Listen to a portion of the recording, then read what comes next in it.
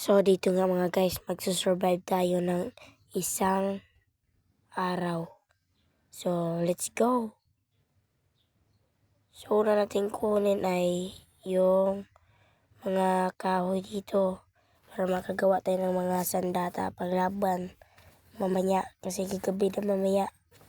Kukuha natin to. Lahat natin kunin.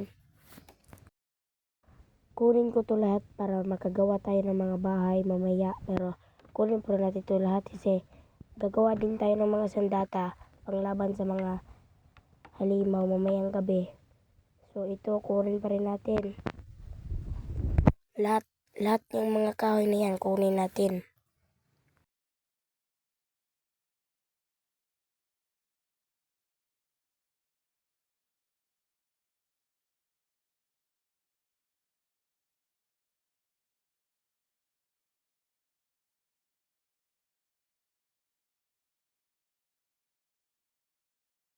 So, pagkakuha natin yan lahat, so magka-craft na tayo ng mga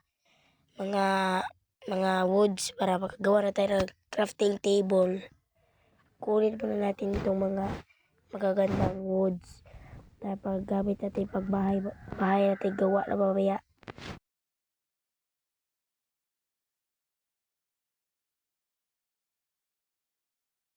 Pagkatapos na natin mag-craft, kunin na natin itong crafting table at saka itong stick para makagawa na tayo ng sandata. So, ilagay natin yung crafting table dito.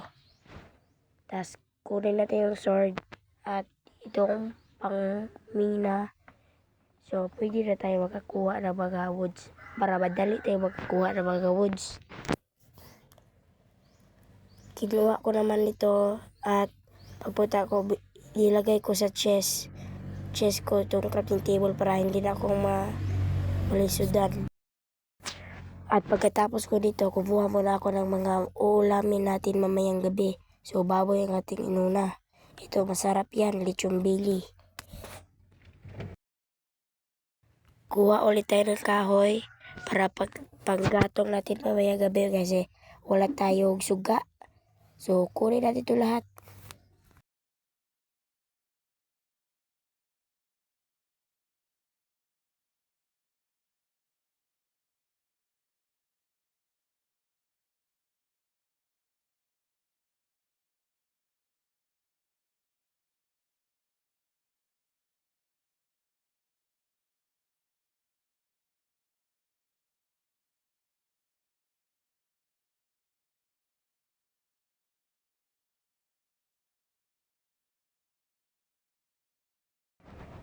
So, nag-craft ulit ako dito itong woods na ito. At saka binili ko na rin mamaya. Bibilin ko rin mamaya ng lahat ng gamit dyan. So, tingnan nyo. Makakasurvive ba ako dito ng isang araw o hindi? Kung makasurvive ako, i-like itong video. Kung hindi naman ako makasurvive, i-subscribe nyo lang para mabuhay ako ulit. Kumuha muna ako dito ng kambing para sa bed. Ito, may dalawang kambing doon. Kunin na rin natin ito lahat para makagawa na tayo ng beds. Para may matulugan man tayo. Ito, nasira na yung gamit ko. Ito na lang sword. Pinatay ko at saka itong baka na to. Natuhit ko lang. Grabe talaga lakas ng sword ko.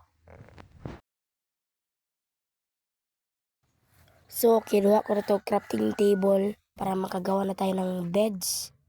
Ito, kunin natin yan. Ito, yung puting bed lang ginawa natin kasi yan na lang. Wala nang iba. So, kinuha ko na rin itong crafting table. Tapos, ibinalik ko naman. Yan. Ibinalik ko.